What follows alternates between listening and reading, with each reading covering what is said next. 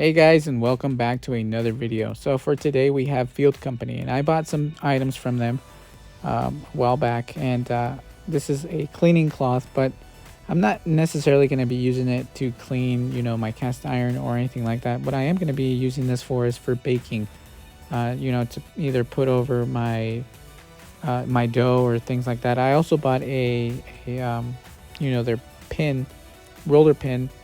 And this is something that I've been, needing and wanting. And I do like that it's actually made here in the USA. So that's a plus. I like that a lot. And it's a good size. It is on the bigger side. And I did have one, but it was a lot smaller. So very happy with that.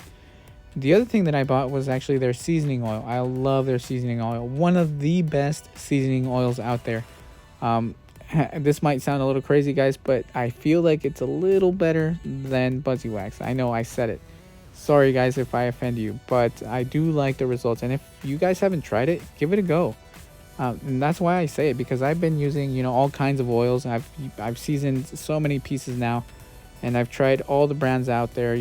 I've done everything. So I do like for me, one of the best ones is from Field. I don't know what it's different, but it is great. So anyway guys, moving on to the unboxing.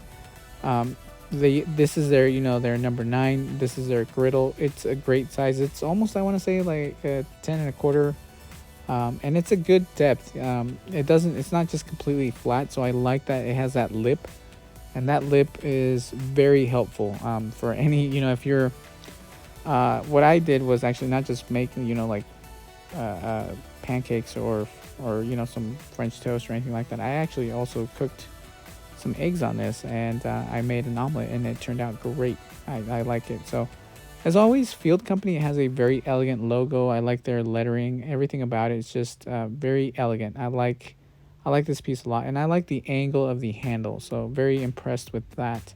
One of the things that I also like, as always, is just the instructions they include, the thank you notes, and everything that you need to know to get it going, especially if you're new to cast iron. I think that these little booklets, these little brochures or information is just great to have. So for those, like I mentioned, that are just getting into cast iron, that is an awesome thing to add. And as you can see, very thin, not so tall. I want to say it's about maybe 1/2 inch to 3/4 inch, like tall from the lip to the bottom. And like I mentioned, the angle of the handle I want to showcase is it's a good angle. So moving it around is great. And I did actually test the leather handle covers that Field Company uses for their other skillets, and it fits great. So if you have one already, you can put it on and it works really well. It's very lightweight, guys, so this isn't a heavy skillet whatsoever. And I did compare it to the Lodge, and Lodge's 10 1/4 inch griddle is a lot heavier than this one. So that's a nice bonus for for those of you that want a lighter griddle and you wanted something that was round. This is a great piece. So the first thing I did was, obviously, I almost want to say it's proverbial, but the grilled cheese, anything toasting on the griddle, those are the things that you pretty much want a griddle for. And you can see my bread is looking amazing. It did a great job. I was very impressed. And obviously I accompanied it with some star soup. I didn't have any tomato soup, but I did make this, and my kids love this a lot. And the other thing that I did was obviously pancakes. And as you can see here, pancakes look great. They turned out great, and I could make good size of pancakes on this. I could probably add a third one, but I was this was the first test on it, and didn't want to overcrowd the griddle. And as I mentioned, I also did some eggs, and I also did a small video on just those eggs sliding around, and it did great. So very happy with that. Fried eggs really well, nothing stuck. Used a little bit of butter, and it did great. More grilled cheeses, more tomato soups. So, and I feel like the griddle is just really the griddle is just meant for that. Meant to make eggs, toast, and you could probably even warm up some tortillas on this. Many things. And I even did these French bread that I stuck in the oven, and then they got nice and toasty. And I did this for my goulash.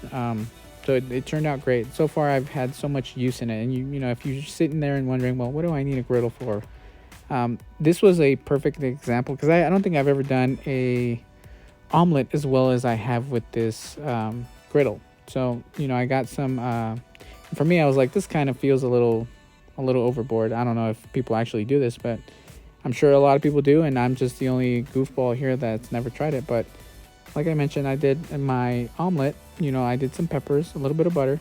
And then I was like, well, let's see if it sticks. Let's hope that it doesn't. And obviously it did not stick. Was very happy with that. Added some cheese, and sure enough, everything got nice and melty, and it did great. You could see it bubbling. It was awesome. And nothing stuck. Very happy. So far I've cooked many things on this, and it's done great. And just the fact that I can move it around with it without it being a weight is a huge bonus. I love Lodge, and I love their cast iron, but one of their biggest downsides is just obviously how heavy it is. But I understand why. I mean, they want it to be durable. They want it to last a long time. And people are going to be using those out in the, because Lodge has that niche for outdoor camping, and you want to bring your cast iron along, and it's going to do great on a fire. So, but anyway, guys, so far very impressed with this Field Company griddle. If you guys have been wondering about it, my thoughts are that it is great. I've had much use for it, and like I mentioned, I've cooked several things, and so far no issues. And to be honest, Field Company for some reason has never given me issues with seasoning. So the more I've cooked on this, the better it has gotten, guys.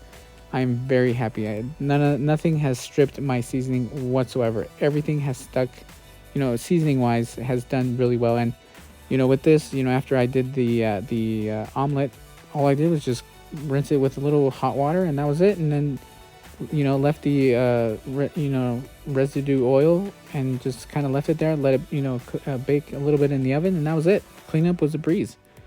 And as always, guys, like I said, I hope you guys found this informative. Thank you guys for watching, and I'll catch you guys on the next one.